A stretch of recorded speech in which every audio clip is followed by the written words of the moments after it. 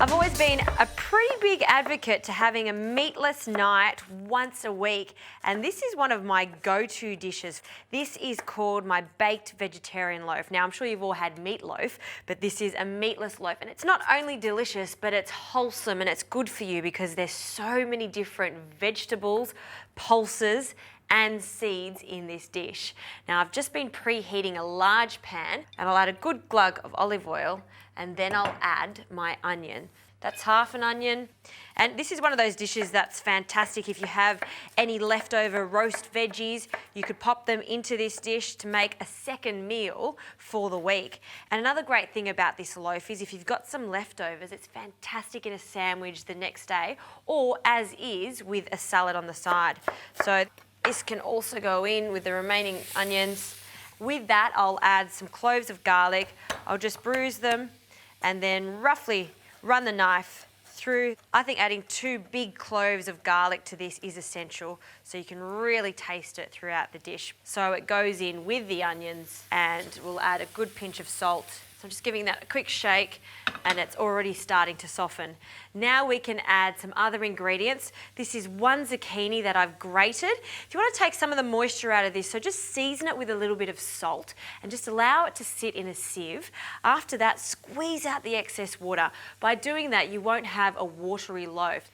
And now 1 carrot peeled and grated, and then we'll give everything a really good stir. And this needs to cook for about 5 to 6 minutes. These colours, look at them. You know this is going to be really good for you. For some herbs, a little bit of thyme. And I'm just going to take off the tips of the thyme. We'll say about a teaspoon. Okay, while that cooks down, let's get onto the pumpkin. This is just half a pumpkin that I've just steamed, and I've taken the skin off. It's really, really soft, which is fantastic, and it's easy to mash. So mash the pumpkin up. We don't want big chunks of this because this is going to aid in gluing the whole loaf together. This is just 1 can of lentils that I've drained and rinsed. These are little pui lentils. Some quinoa. Quinoa is really going to bulk out this loaf. This is cooked quinoa, and we'll mix that, smashing it as we go so all of that pumpkin is incorporated. Now let's come back over here to the pan and have a look at these vegetables. They smell fantastic. That thyme is a great addition. And now for some extra flavours, some spices. So some cumin, a hint of coriander powder, and just for a little bit of spice, some cayenne pepper.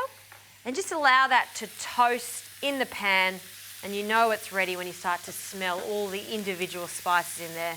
Yum.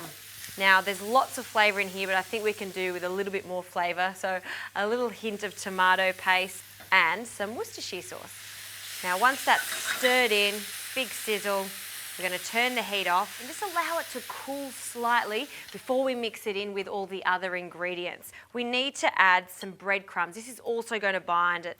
For the main binding agent, which is eggs, use some good quality free-range eggs for this recipe, and then I'll crack them into a bowl, so separately. We want to use the whole eggs for this. And using 3 eggs is fantastic because we're not making an omelette, we're not making a frittata. This is just acting as the glue to all of these lovely vegetables and the seeds and the pulses. Now just add a good crack of pepper, and I'll get a little bit of salt. And then just with a whisk, we'll break up the eggs and give it a really good whisk to bind it all together. Now these eggs can go into the pumpkin mix. And the last ingredient for this is a little bit of parsley, and scrunch it together, and with a sharp knife, finely chop the fresh parsley. You could also use a little bit of basil, would be fantastic for this recipe. Okay, in with that. That's looking beautiful. So now we'll add the rest of these vegetables, rainbow vegetables. They're so colourful. And we'll just scrape any of those caramelised bits in the pan because that's flavour. And then we'll stir that through. We need to add a good sprinkling of parmesan, about 1/3 cup. Now I've pre-lined a tin with a little bit of baking paper, always really important because it's just going to come out much easier once it's baked. Just little by little bit, and we're going to press down on it so it's quite compact. And then this bakes in the oven at 180 degrees for about 45 minutes or until it develops a beautiful golden crust. Now before I do add it, the last ingredient that I want to add to this is a sprinkle of slivered almonds. So we'll just sprinkle that over the top. And then we'll just bake it in the oven.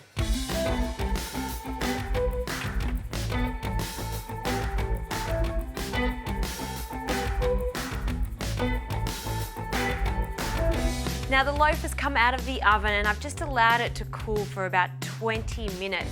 This is really important so the loaf can settle. Now to take it out, it's very easy. That baking paper just allows that to come out quite simply.